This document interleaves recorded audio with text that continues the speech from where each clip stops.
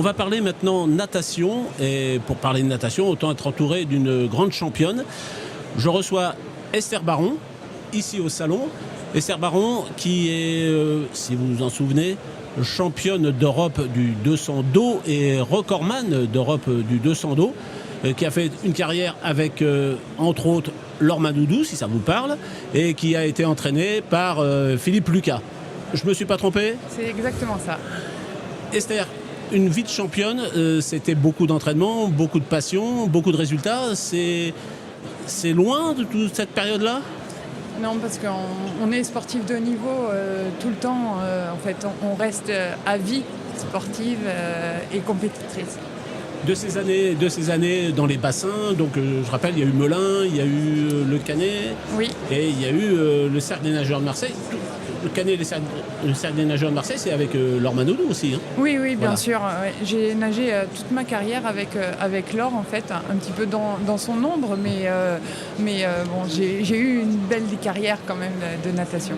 Alors, une belle carrière de natation, un jour, ça prend fin, même s'il y a eu des médailles, même s'il y a eu des titres. La fin de carrière, elle est arrivée quand ? En 2010, exactement, j'avais une tendinite à la hanche. Et c'était au Cercle des nageurs de Marseille. Il repartait sur le cercle, repartait sur une équipe garçon un peu plus poussée, avec Camille Lacour, Fabien Gillot.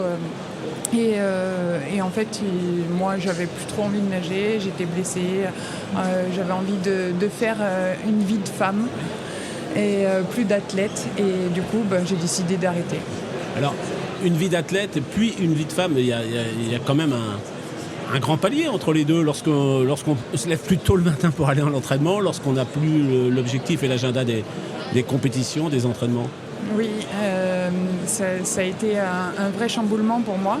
En fait, c'est un peu comme quand on perce une bulle.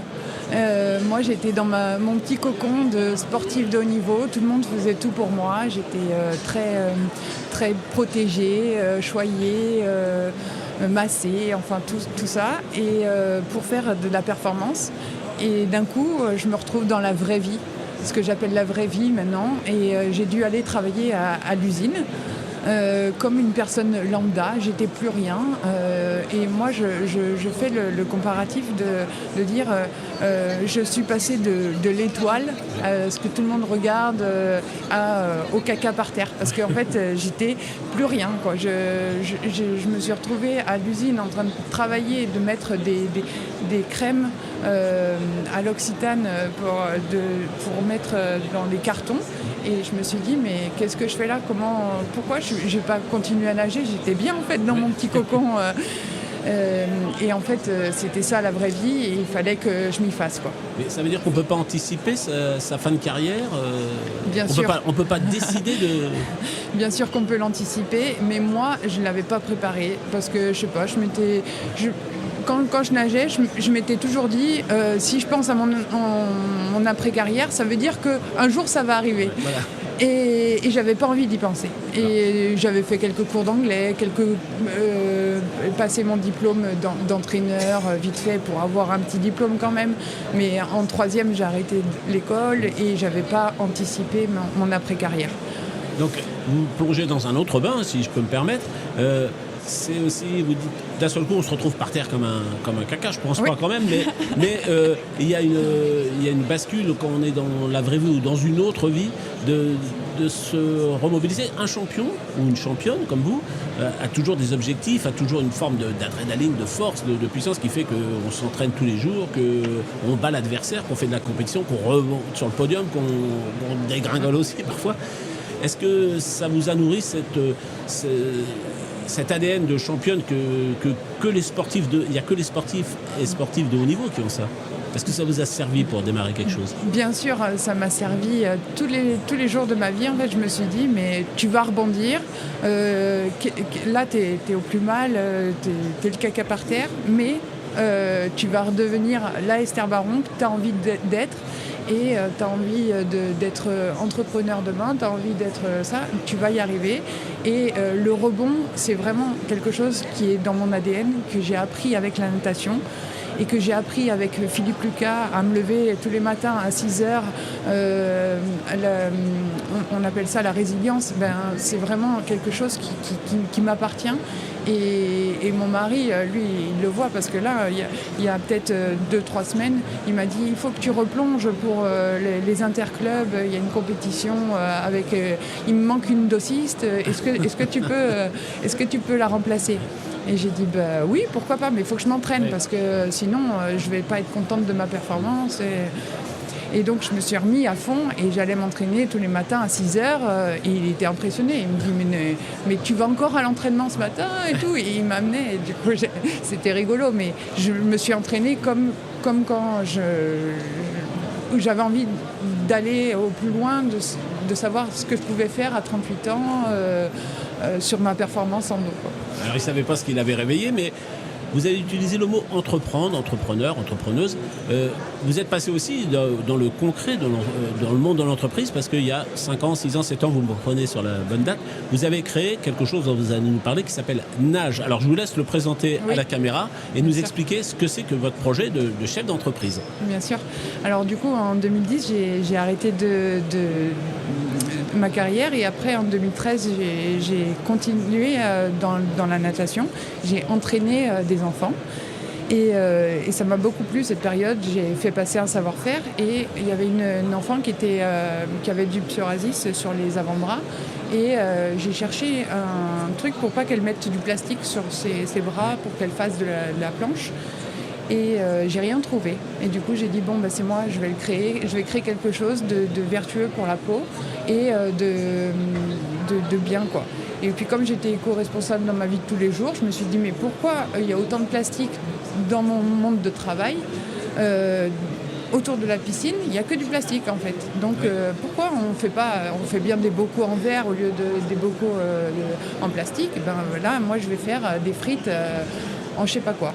Donc je cherche et j'ai fait tout le tour du net et là je me suis dit ok, en fait dans les années 70 ils apprenaient à nager avec du liège, les flotteurs étaient en liège, je vais me rapprocher des chênes liège, il y en a dans le Var, il y en a dans les Landes, je vais aller voir un petit peu ce qui se passe et j'ai acheté un bloc de liège. Et c'est parti de là. Et du coup, j'ai créé ma marque, j'ai créé tout un écosystème autour de la natation et du truc. Et j'ai créé des pool boys. Dans un premier temps, j'ai fait un crowdfunding.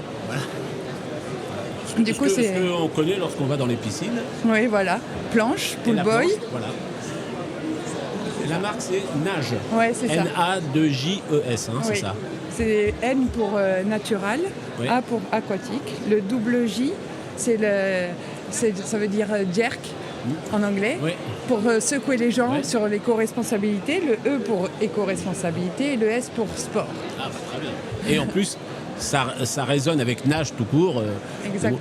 Alors, lorsqu'on lance ça et qu'on est chef d'entreprise, même si on a une idée très vertueuse, en effet, on sait tout ce qui est important de faire pour pas lutter contre le plastique, mais éviter la prolifération du plastique.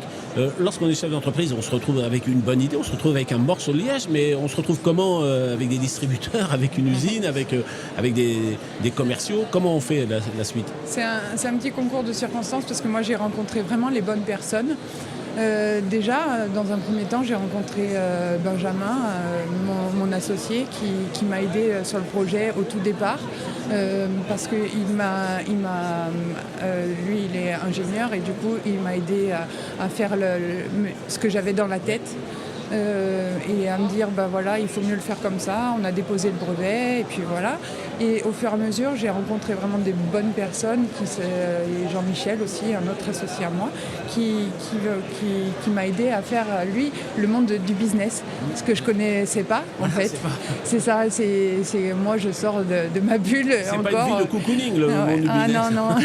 C'est plus dur que peut-être la compétition. Mais oui, c'est plus dur que la compétition, mais c'est bien parce que lui, il a des entreprises qui marchent et il m'apprend vraiment à être entrepreneur et il me donne cet élan en fait et ses bons conseils pour être entrepreneur.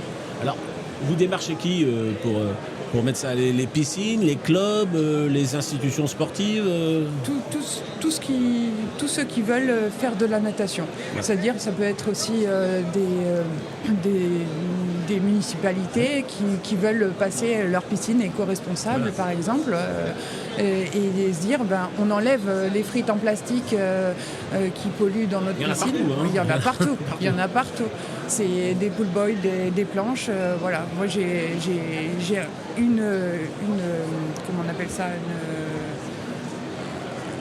un produit différent, oui, mais qui va être plus durable, plus vertueux. Et s'ils ont envie de passer sur l'éco-responsable, voilà.